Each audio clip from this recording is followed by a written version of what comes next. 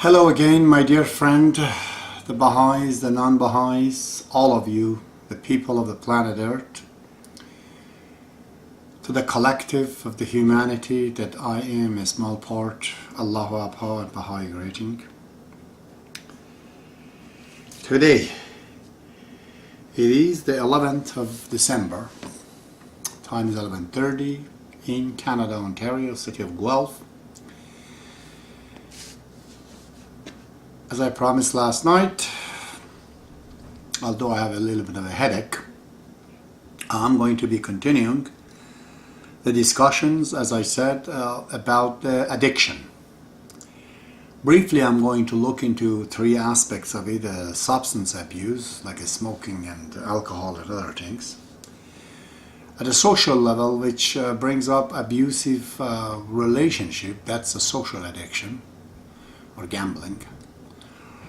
And the biggest of all, which is the religious addiction, which deservedly Karl Marx, the smart philosopher of Germany, he says the religion is the opium to the society. He's referring to the religions of the past. I totally agree with him.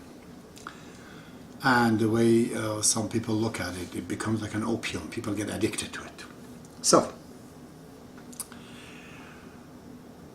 what's this, first of all, the mechanism of the addiction? Let's talk about the smoking or drinking. It looks that, obviously, to everyone, that for our need, for our natural need, real need, physical need, we do have certain organs in the body. For example, for the sex, we have genitalia. For food, we have a stomach. So these organs are under the control of the brain. Therefore, we would not become addicted to it. We would not become addicted to food or other things. Because brain always can order the organ in the body not to eat, or don't eat this, or whatever, that brain has power over it. But another things that body does not have an organ for it. Look, which organ in the body likes a smoking cigarette? No organ. There's no place in the body that requires, smoking to be inhaled. Because the body doesn't like it, if the first time anybody who smokes, immediately you react very badly towards it and just tells you that this is an intruder, it should not come into the body. But we force the body and push it to take it. Like a virus, as it goes inside, brain doesn't like it, but does not know which part of the body it has to order not to take the smokes. Lung doesn't take smokes. Stomach, this and that. So the virus, exactly like a virus, which is some digits, whatever, in this case of computer, it is not under the brain in the format of the Windows, then becomes a virus because the computer cannot control it. So that's the mechanism of addiction. When something you hate inherently, something you don't like it, something your body rejects it, but you force it into it, it finds a way, it's in system and orders the brain basically to ask this gentleman to smoke. A brain becomes, under the control of this virus, nicotine in this case. So what causes it, in many cases, there's no decisions that I'm going to become addicted. There's no such decisions. It's because of the bad associations in the case. When you're youth, myself, I became a smoker just simply I was with the people that were smoking. And also, addiction can become as a reactionary measures. For example, you need something that normally you shouldn't, but your body is sick, so you have to take morphine or oxycodone, which I was on it for the 6 months. Then I tried to stop it, then I found out my entire body aches. It was a difficult thing. It took 3 months for me to wheel this out of my system. So we needed it because I had pain, like I had surgery, to get rid of the pain. But then, because normally this is not something that body wants, it finds itself to inhibit in the body. So it's a reactionary measure that we take for something that we have pain for, but then when the pain goes, the thing that can make us addictions, or because of the bad associations. And it is a substance addictive because there's no organ in the body to reject it. Acts like a virus. So, the symptom of it is the loss of willpower.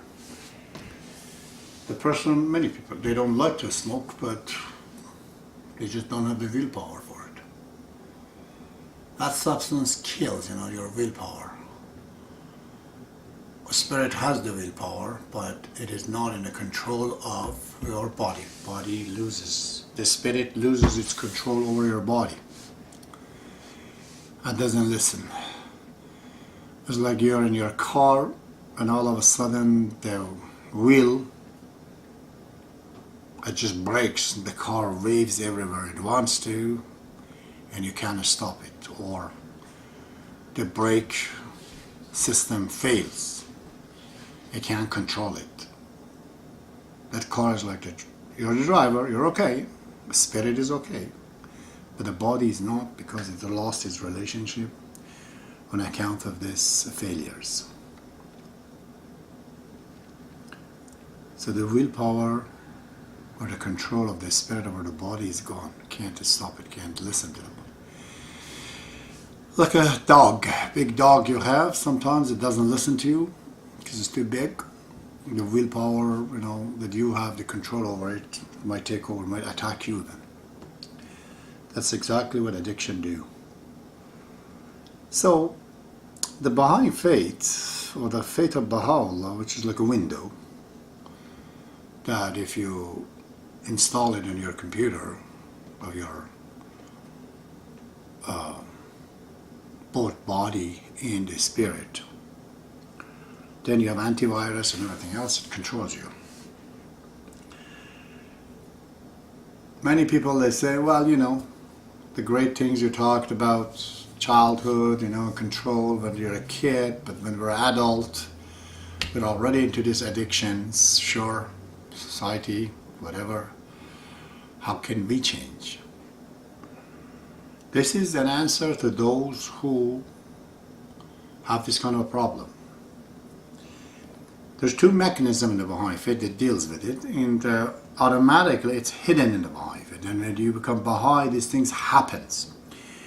One I see is the transformation of the character, and the second one is the expansion of character. These are very two important terms I use. If you have a drop of arsenic into a cup, you drink it, you die. If you throw it in a pool, you swim in it, you drink it, you get seriously sick. But if you perhaps put that drop of arsenic in a big, huge lake, it won't affect anything. So Baha'u'llah deals with your sickness in one way by expanding your character. It just makes your ram power bigger, your size bigger. You become much more bigger than the problem you have inside. They won't affect you.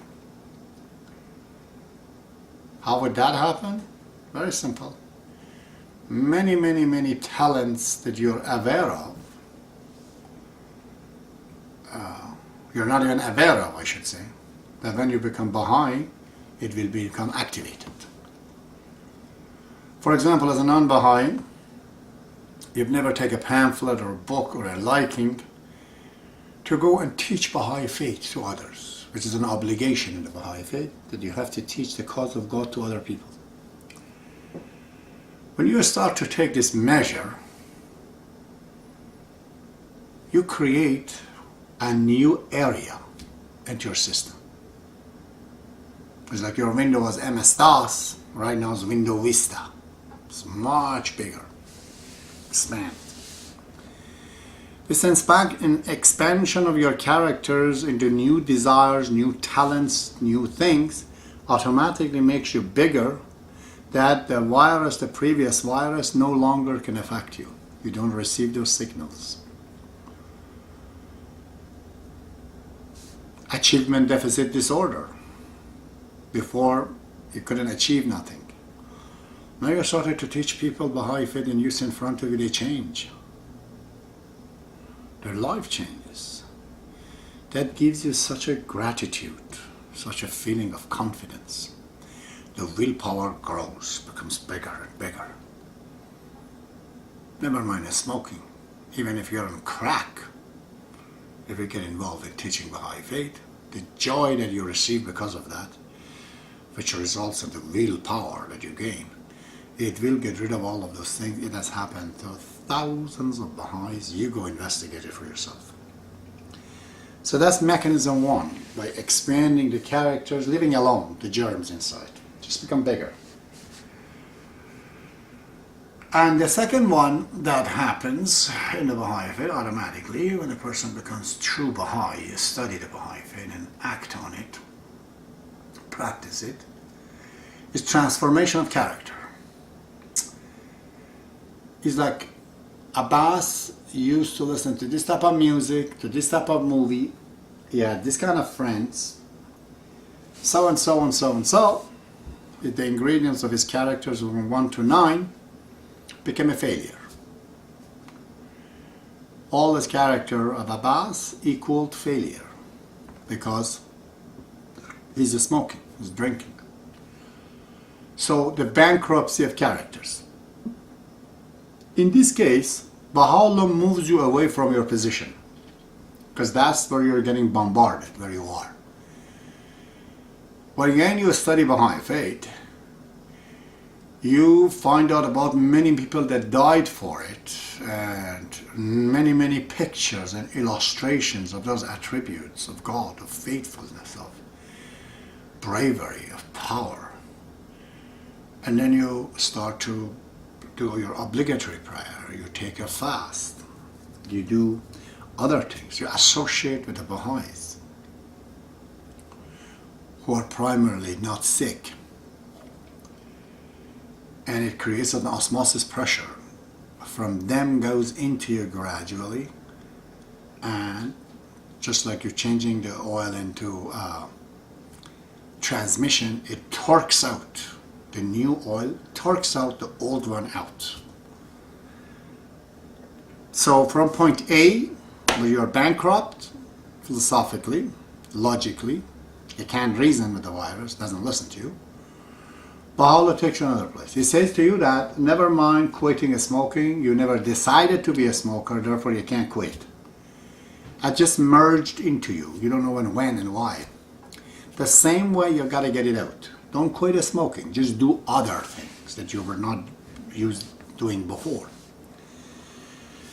So, through these two mechanisms of transformation of character and expansion of character, we, by adding to our personality and by moving away from something to other things, we can block these desires, wrong desires, which are addiction, and we gain willpower. And the willpower beat those bad ones out. Just like immune system in your body, if it's weak, you get sick. If it's getting stronger, it kills the virus naturally. So in